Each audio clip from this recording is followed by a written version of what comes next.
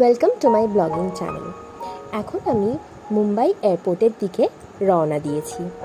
এখন ভীষণ এক্সাইটেড, ভীষণ আনন্দ সহকারে আমি এয়ারপোর্টের দিকে যাচ্ছি, কারণ এটা আমার ফার্স্ট ট্রিপ অ্যাব্রডে, তাও বা ডান্স ট্রিপ।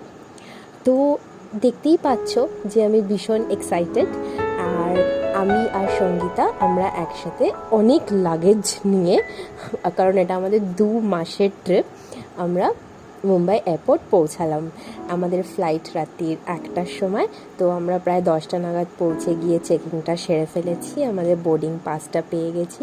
বোর্ডিং পাসটা পেয়ে কি আনন্দ, কি এক্সাইটেড হয়েছিলাম ভাবতে পারবে না। তারপর আস্তে আস্তে সিকিউরিটি চেকিংয়ের দিকে গিয়ে যত ওদের প্রচুর বড় প্রসেস, সেই পুরো প্রসেস কমপ্লিট করে এখন আমরা বোর্ডিংয়ের জন্য ফ্লাইটের দিকে এগোচ্ছি। আমি তো বিশাল খুশি, বিশাল এক্সাইটেড, কারণ এটা আমার first ever trip to US, that too for 2 months।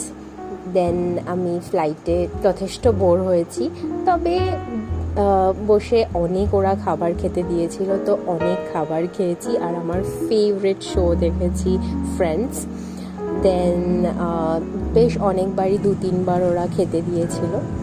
তারপর যখন প্রায় অলমোস্ট 13 ঘন্টার জার্নির পরে কুয়েত এয়ারপোর্ট থেকে প্রথমবার বস্টনটা দেখতে পাচ্ছিলাম, তখন আমি এত এক্সাইটেড হয়ে, মানে আমার জন্য এটা একটা বিশাল ভালো অনুভূতি, কারণ প্রথমবার আমি পৃথিবীর ওই দিকে যাচ্ছি, যে দিকটা আমি কোনোদিন এক্সপ্লোর করিনি।